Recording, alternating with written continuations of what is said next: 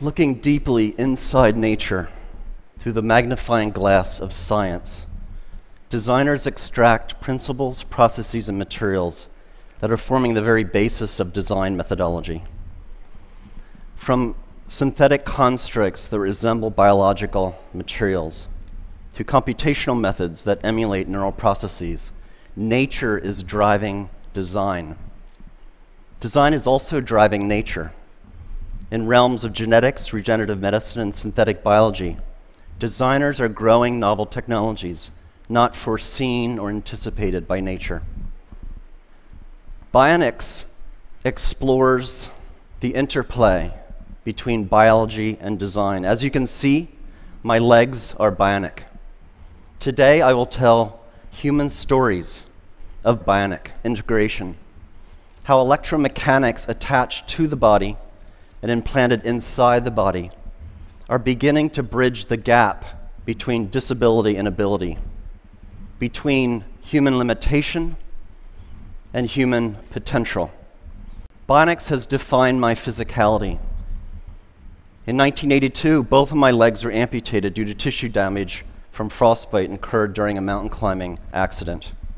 At that time, I didn't view my body as broken. I reasoned that a human being can never be broken. Technology is broken. Technology is inadequate. This simple but powerful idea was a call to arms to advance technology for the elimination of my own disability and ultimately to the disability of others.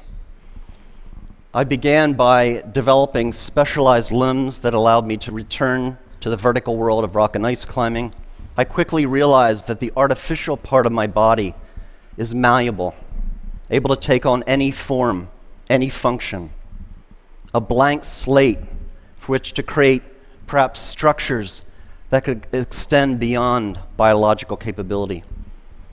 I made my height adjustable. I could be as short as 5 feet or as tall as I'd like. So when I was feeling badly about myself, insecure, I would jack my height up. But when I was feeling confident and suave, I would knock my height down a notch just to give the competition a chance. Narrow wedge feet allow me to climb steep rock fissures where the human foot cannot penetrate, and spiked feet enable me to climb vertical ice walls without ever experiencing muscle leg fatigue.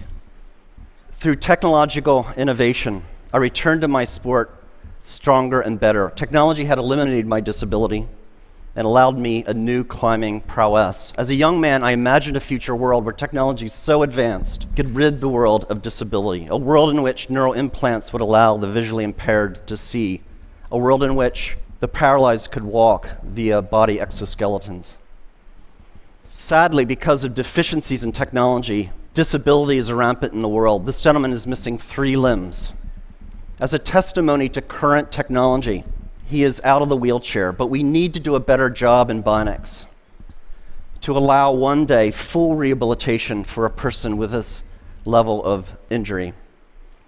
At the MIT Media Lab, we've established the Center for Extreme Bionics. The mission of the center is to put forth fundamental science and technological capability that will allow the biomechatronic and regenerative repair of humans across a broad range of brain and body disabilities. Today, I'm going to tell you how my legs function, how they work, as a kind of case in point for this center. Now, I made sure to shave my legs last night because I knew I'd be showing them off. Bionics entails the engineering of extreme interfaces. There's 3 extreme interfaces in my bionic limbs: mechanical, how my limbs are attached to my biological body; dynamic, how they move like flesh and bone; and electrical, how they communicate with my nervous system. I'll begin with mechanical interface. In the area of design, we still do not understand how to attach devices to the body mechanically. It's extraordinary to me that in this day and age, one of the most mature, oldest technologies in the human timeline, the shoe, still gives us blisters. How can this be? We have no idea how to attach things to our bodies. This is the beautifully lyrical design work of Professor Neri Oxman at the MIT Media Lab, showing spatially varying exoskeletal impedances, shown here by color variation in this 3D printed model. Imagine a future where clothing is stiff and soft where you need it, when you need it, for optimal support and flexibility without ever causing discomfort. My bionic limbs are attached to my biological body via synthetic skins with stiffness variations that mirror my underlying tissue biomechanics. To achieve that mirroring, we first developed a mathematical model of my biological limb.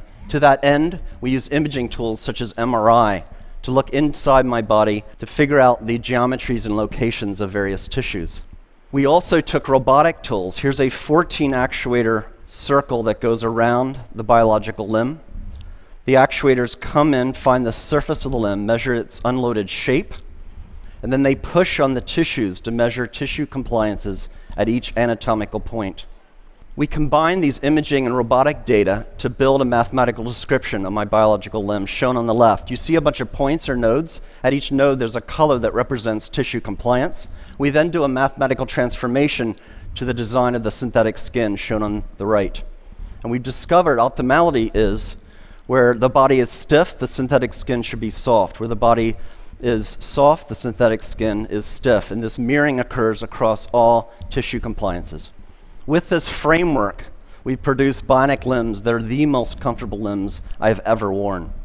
Clearly, in the future, our clothing, our shoes, our braces, our prostheses will no longer be designed and manufactured using artisan strategies, but rather data-driven quantitative frameworks. In that future, our shoes will no longer give us blisters. We're also embedding sensing and smart materials into the synthetic skins. This is a material developed by SRI International, California. Under electrostatic effect, it changes stiffness. So under zero voltage, the material is compliant. It's like floppy like paper. Then the button's pushed, a voltage is applied, and it becomes stiff as a board. We embed this material into the synthetic skin that attaches my bionic limb to my biological body. When I walk here, it's no voltage. My interface is soft and compliant. The button's pushed, voltage is applied, and it stiffens, offering me a greater maneuverability of the bionic limb. We're also building exoskeletons. This exoskeleton becomes stiff and soft in just the right areas of the running cycle to protect the biological joints from high impacts and degradation. In the future, we'll all be wearing exoskeletons in such common activities such as running. Next, dynamic interface. How do my bionic limbs move like flesh and bone? At my MIT lab, we've studied how humans with normal physiologies stand, walk, and run. What are the muscles doing, and how are they controlled by the spinal cord? This basic science motivates what we build. We're building bionic ankles, knees, and hips. We're building body parts from the ground up. The bionic limbs that I'm wearing are called biomes. They've been fitted to nearly 1,000 patients, 400 of which have been US wounded soldiers. How does it work? At heel strike under computer control, the system controls stiffness to attenuate the shock of the limb hitting the ground. Then at mid-stance, the bionic limb outputs high torques and powers to lift the person into the walking stride, comparable to how muscles work in the calf region. This bionic propulsion is very important clinically to patients. So on the left, you see the bionic device worn by a lady. On the right, a passive device worn by the same lady that fails to emulate normal muscle function, enabling her to do something everyone should be able to do, go up and down their steps at home. Bionics also allows for extraordinary athletic feats. Here's a gentleman running up a rocky pathway. This is Steve Martin, not the comedian, who lost his legs in a bomb blast in Afghanistan. We're also building exoskeletal structures using these same principles that wrap around a biological limb. This gentleman does not have any leg condition, any disability.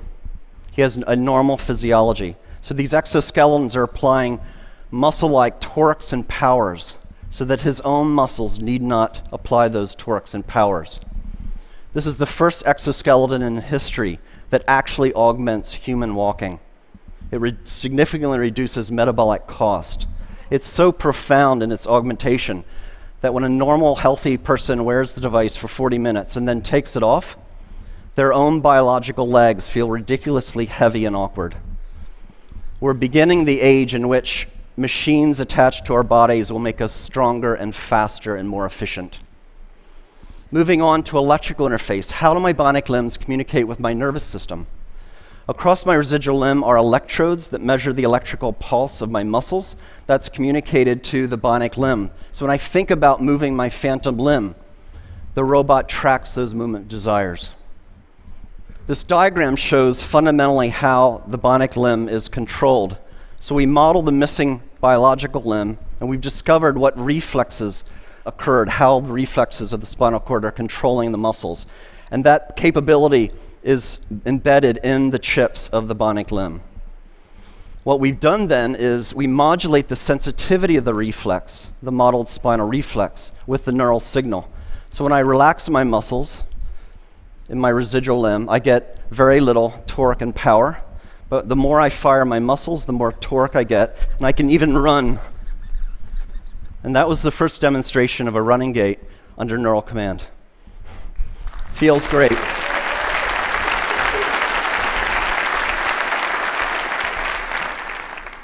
We want to go a step further. We want to actually close the loop between the human and the bionic external limb.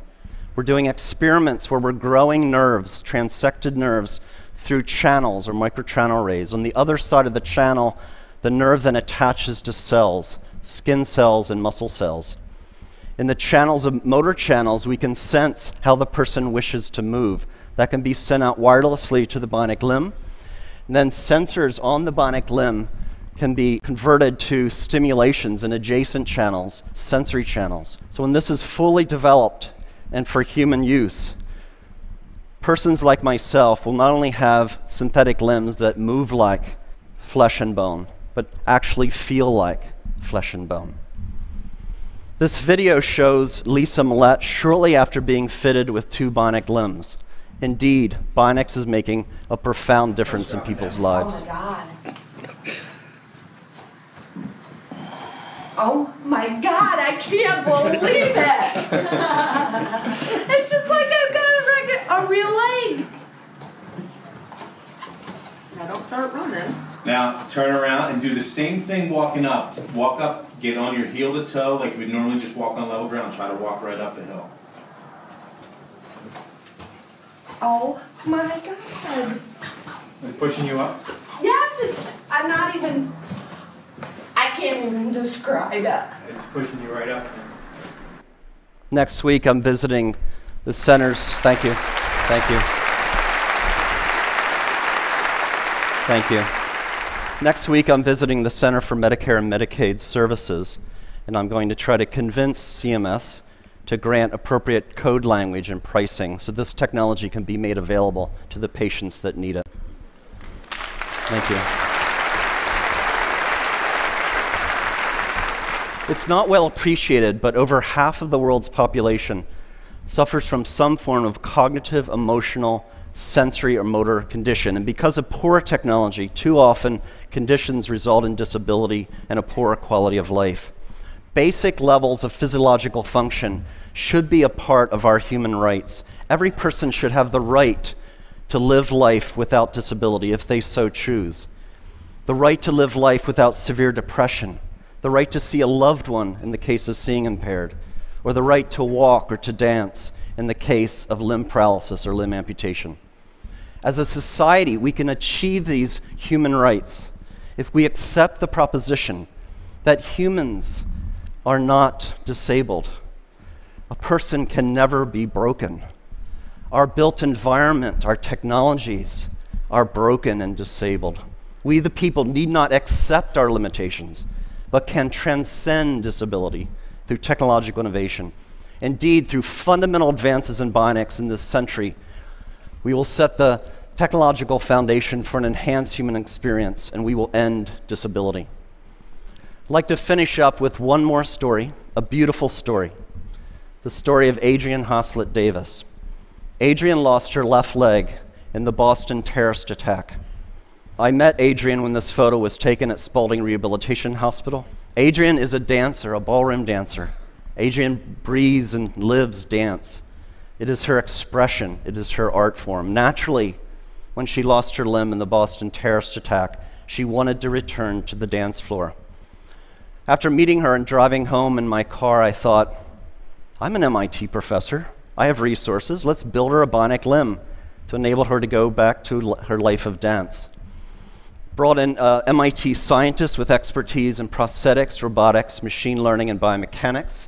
And over a 200-day research period, we studied dance. We brought in dancers with biological limbs, and we studied how do they move? What forces do they apply on the dance floor? And we took those data and we put forth fundamental principles of dance, reflexive dance capability, and we embedded that intelligence into the bionic limb. Bionics is not only about making people stronger and faster. Our expression, our humanity can be embedded into electromechanics. It was 3.5 seconds between the bomb blasts and the Boston terrorist attack. In 3.5 seconds, the criminals and cowards took Adrian off the dance floor. In 200 days, we put her back. We will not be intimidated, brought down, diminished, conquered, or stopped by acts of violence.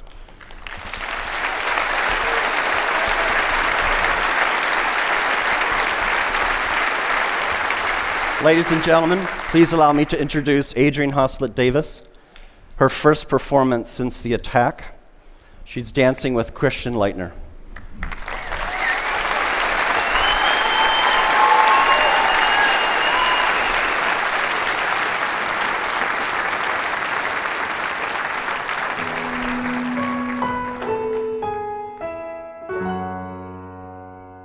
Ring my bell, ring my bells. Ring my bell, ring my bells. Ring my bell, ring my bells. Ring my bell, ring my bells. Sometimes you love it, sometimes you don't. Sometimes you need it, then you don't, and you let go. Sometimes we rush it, sometimes we fall. It doesn't matter, baby, we can take it real slow.